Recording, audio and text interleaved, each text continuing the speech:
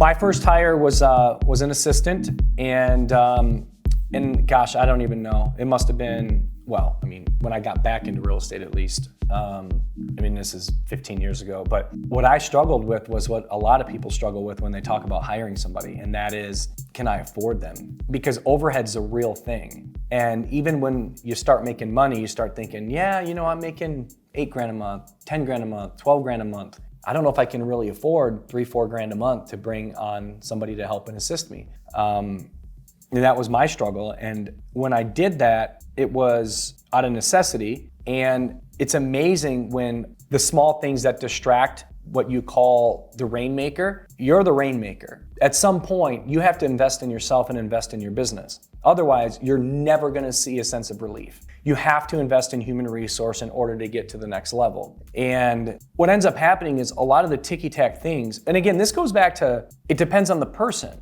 If you're struggling with administrative things, you need somebody that's super organized to do your admin work. If you're struggling because you got a lot of business coming in, you need a field rep, an outside rep, to help with your consumers. Those are two totally different job roles. And a lot of times people will hire that person to be one and the same, or a hybrid. I need you to go show houses today, and then when you get back to the office, I need you to send the inspection. And like, that doesn't work. And the reason it doesn't work is that's not the same person. The same person selling in the field is not the same person that's gonna be good at organizing the administrative stuff. We need to hire the person that's good at the administrative stuff. But what we first need to identify is, where do you need the most help? Typically, and at least for me, it was, I need help with the ticky-tack things. I don't wanna open escrow. I don't wanna order photos and tours. I don't wanna order my for sale signs. You know, the things that are bogging you down, where the monotony of that somebody else should be able to do it, so I don't have to worry. So what I did is I just created protocols. Anytime I got a listing, these are the things I need you to do. And anytime I get a buyer, these are the things I need you to do. Once they mastered those things, so for example, on a listing, it was get the property set on MLS to go live. So training on how to do that. Training how to properly pre-list a property. And that takes some time, but once you get it down, it can be clockwork. So there was that, order photos and tours and schedule those, communicate with the client on that as well. Get flyers ready to go out to the neighborhood. There was, you know, call it 6 to 7 things prior to going live on open market that I had her do before we went live. And then on the buy side, it was every time I got a buyer deal in, it was open escrow, send the contract to the escrow company and the lender, set up the inspection. And I think that was pretty much about it, not too many things. But what happened was, you know, at that time, I was probably doing 6 deals a month. That took up a lot of time. And in the meantime, when those two things weren't being worked on, I don't quite remember, but I know there was things like outreach to past clients if we had an event coming up. But I kept it to where I need you to master the list side of taking this busy work off my plate, and the buy side and taking that busy work off my plate. Like, get really good.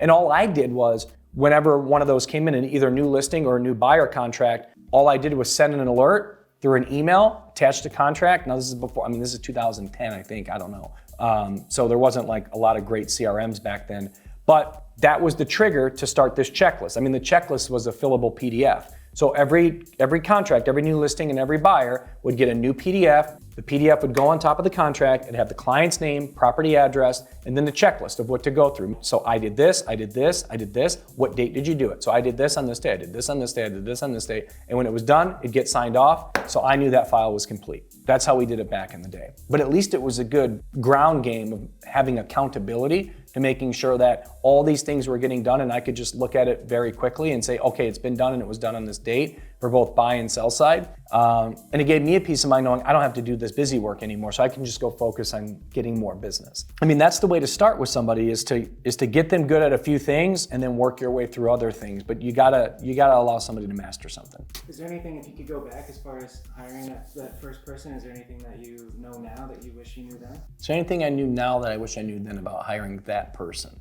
No, that person was pretty good. That hire was great, especially at that period of time. She was really good at what she did. Was she your first? Did you have to go through anybody before you found her, or she just got lucky and she was great right off the bat? Yeah, I don't really remember. Yeah.